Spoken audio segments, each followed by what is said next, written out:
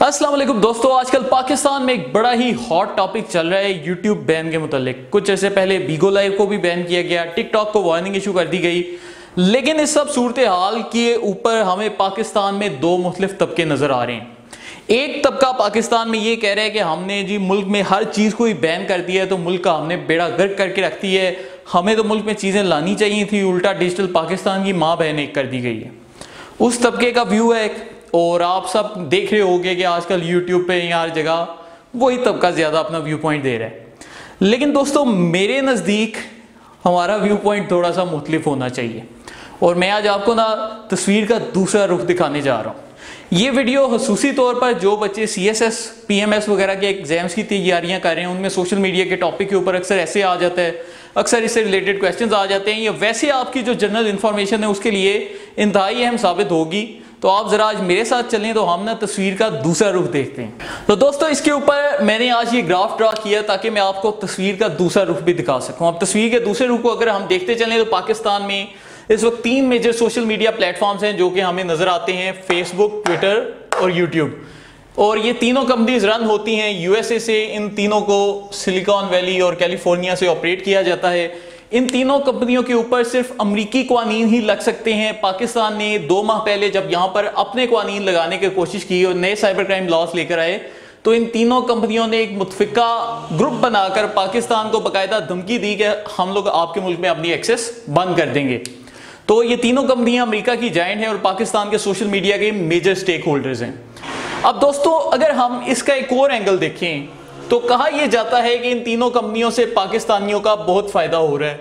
جیسے ٹویٹر ایک source of information ہے، اسی طرح فیس بک سے بھی لوگوں کو انفارمیشن مل رہی ہے، یوٹیوب سے بھی مل رہی ہے، اور پاکستانی ان پلیٹ فارم سے بہت زیادہ ارننگ بھی کر سکتے ہیں۔ لیکن یہ ارننگ کیسے ہو رہی ہے؟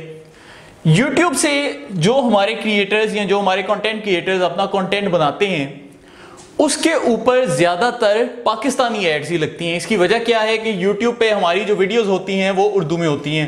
اب ہمارے جتنے بڑے کنٹینٹ کریٹرز دیکھ لیں، ڈکی بھائی ہو گیا یا کھجلی فیملی یا مطلب مختلف قسم کے، وہ سب اردو میں ہی کنٹینٹ بنا رہے ہیں۔ تو اردو کی ویڈیوز ہیں تو ان کے اوپر جو ایڈز لگتے ہیں وہ پاکستان کے اپنے مقامی برانڈز کے ایڈ لگتے ہیں۔ ان میں سے کون کون سے برانڈز کے ایڈز لگتے ہیں آپ سب نے خود بھی یوٹیوب کے اوپر دیکھا ہوگا۔ جی دراز.pk کا ایڈ چل رہا ہے کسی ویڈیو پہ، ٹیلی نور کا چل رہا ہے، ٹپال چاہے، سپریم چاہے، جیز، اور اس کے علاوہ ٹیلی نور، ایزی پیسہ، جیز کیش، زمین.com، OLX، یہی ایڈز پاکستان میں زیادہ سے زیادہ چلتے ہیں۔ یا پھر کبھی کبھی اتفاق ہوا تو جی سنیپ چیٹ وغیرہ کا ایڈ آ گیا، لیکن وہ کافی شاذ و نادر ہوتے ہیں، زیادہ تر انہی کمپنیز کے ایڈ چلتے ہیں۔ اب یہ پاکستانی کمپنیز ہیں، یہ یوٹیوب سے رابطہ کرتی ہیں، یوٹیوب کو یہ پیسہ دیتی ہیں۔ جب یوٹیوب ان سے پیسے لیتا ہے تو فرض کیا ان کمپنیوں نے اپنے اشتہار چلانے کے لیے یوٹیوب کو 70 روپے دیے، تو یوٹیوب ان میں سے 30% رقم اپنے پاس رکھتا ہے۔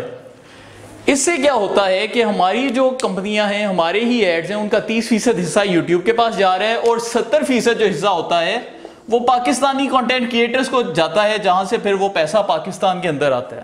تو مجھے یہ بتائیں کہ اگر ہماری ہی کمپنیاں 100 روپیہ دے رہی ہیں اور ان میں سے ہی 30% امریکہ جا رہا ہے، تو یہ کس طرح سے پاکستان میں ریونیو آ رہا ہے؟ یہ تو ہمارا ہی ریونیو کم ہو کے ہمارے ملک کو دیا جا رہا ہے۔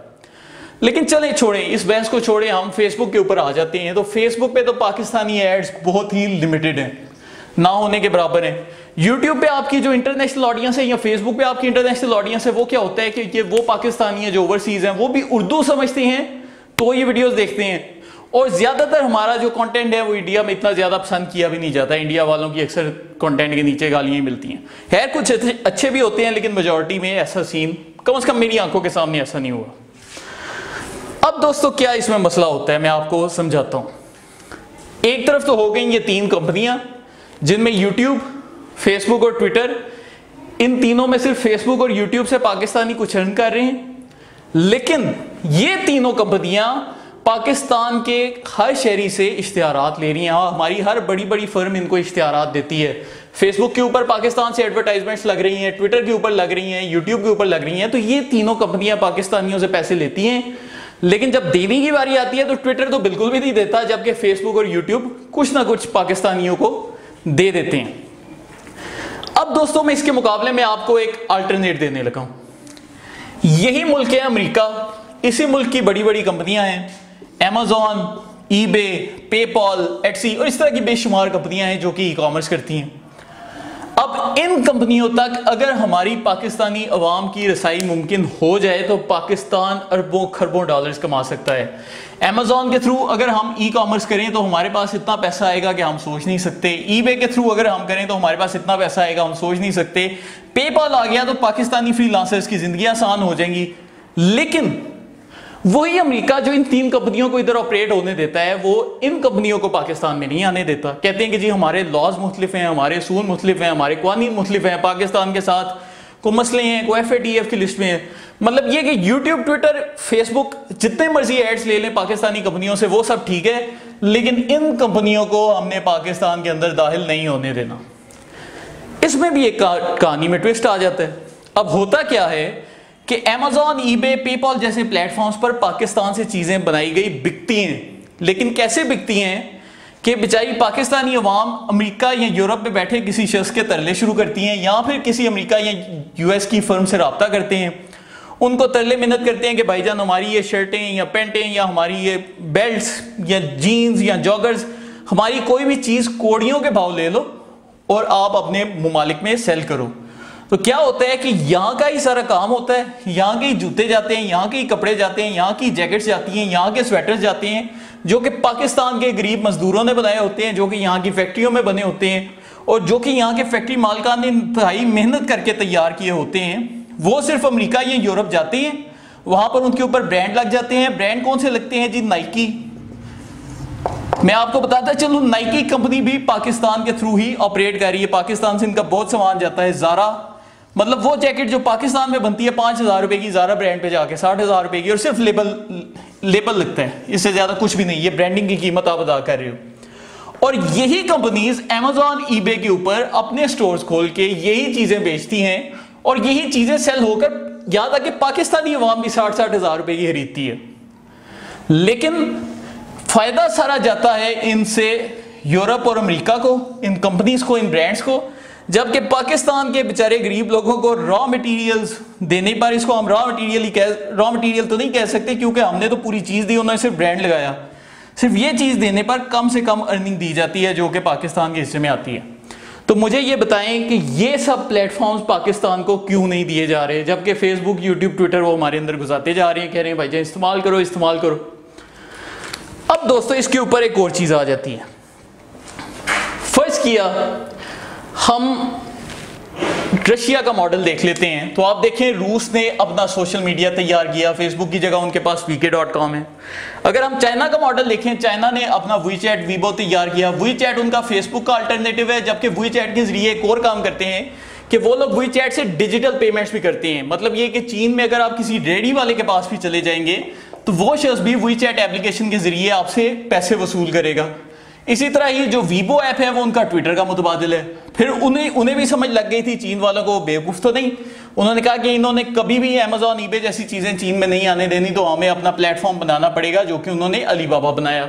لیکن یہ کمپنیز اس قدر شیطان ہیں کہ انہوں نے علی بابا کی بھی چیزوں کو خریدتے ہیں سستے داموں, اور پھر Amazon, ای بے کے اوپر وہ سستے داموں چیزیں لگتی ہیں, تو علی بابا پہ جو لوگ چیزیں بیچے ہیں ان بیچاروں کو کم سے کم پیسہ ملتا ہے, جبکہ یہ کمپنیز اس سے بھی آگے اپنی یورپین اور امریکن آڈینس کو بیچ کر زیادہ سے زیادہ پیسے کماتی ہے. تو بات یہاں پر یہ نہیں کہ پاکستان میں ٹیکنالوجی کی ترقی ہونی چاہیے یا نہیں, بات یہ ہے کہ ٹیکنالوجی کا استعمال کر کے پاکستانیوں کا استحصال کیا جا رہا ہے. اگر آپ ابھی بھی Amazon کے اوپر جائیں, آپ کو پاکستان کی جیکٹ, شرٹ, شوز سب کچھ ملے گا, لیکن اس کے پیسے پاکستانیوں کو نہیں بلکہ امریکی فرم یا امریکی بینکوں کے اندر جا رہے ہیں. تو یہ تو ہو گئی دوستو سوشل میڈیا کہانی. اس سے ہم نے ایک چیز یہ ایکسپوز کی کہ جو امریکی کمپنیاں ہیں, بڑی بڑی سوشل میڈیا جائنٹس اور ٹائکونز, یہ اچھے پلیٹ فارمز جن سے پاکستانی یوتھ واقعتاً پیسے کما سکتی ہے, ملینئر بلینئر بن سکتی ہے, ان کو ہمارے پاس نہیں آنے دیتی. لیکن ہمیں جی فیس بک, ٹویٹر اور یوٹیوب کا لارا لگا کے اپنے ساتھ رکھا ہوا ہے. لیکن اس میں بھی ایک کیچ ہے, فیس بک, ٹویٹر اور یوٹیوب پاکستان کی ریاستی پالیسیز کے اوپر عمل نہیں کرتے. حکومت جب انہیں بولے کہ آپ لوگوں نے ہمارے آئین کے مطابق چلنا ہے تو یہ کرتے ہیں صاف انکار, یہ کہتے ہیں ہم پاکستان کا کریں گے بائیکاٹ. اب کیا ہو رہا ہے کہ فیس بک کے اوپر جب قاسم سلیمانی ایران کے جو جنرل تھے ان کو شہید کیا گیا, تو فیس بک اور انسٹاگرام نے قاسم سلیمانی کی تمام تصاویر ہٹا دی. مطلب اور کیوں ہٹائی؟ انہوں نے کہا کہ امریکی پارلیمنٹ نے ہمیں بولے. تو امریکی پارلیمنٹ کا بیانیہ پوری دنیا میں نافذ کیا جا رہا ہے جو کہ آزادی اظہار رائے کے خلاف ہے۔ اسی طرح اگر آپ انہی پلیٹ فارمز کے اوپر کشمیر کے اوپر بات کریں، یوٹیوب کے اوپر آپ کے اوپر اشتہار نہیں لگیں گے، اگر آپ اسرائیل وغیرہ کا مسئلہ اٹھائیں گے آپ کے اوپر اشتہار نہیں لگیں گے، آپ کا چینل بند کیا جائے گا، اگر آپ ٹویٹر پہ بولیں گے آپ کے اکاؤنٹس بند کیے جائیں گے۔ اور بات یہ ہے کہ اگر پاکستانی حکومت ان کمپنیز کے تلے منتے بھی کرتی ہے کہ آپ لوگ اسے واپس کر دو، تو یہ لوگ ہماری حکومت کی بات نہیں سنتے۔ پھر دوستو ایک چیز آ جاتی ہے ریاست مخالف چیزوں کی یا پھر جو سائبر کرائمز ہوتے ہیں ان کے متعلق۔ پاکستان کی ایف آئی اے نے ان کمپنیوں سے 1000 دفعہ رابطہ کیا، لیکن یہ کمپنیاں ایف آئی اے کو وقت کے اوپر معلومات نہیں دیتی۔ ٹویٹر تو بالکل ہی انکار کر دیتا ہے، یوٹیوب اور فیس بک ہلکی پھلکی کوآپریشن کرتے ہیں لیکن ایک حد سے زیادہ نہیں کرتے۔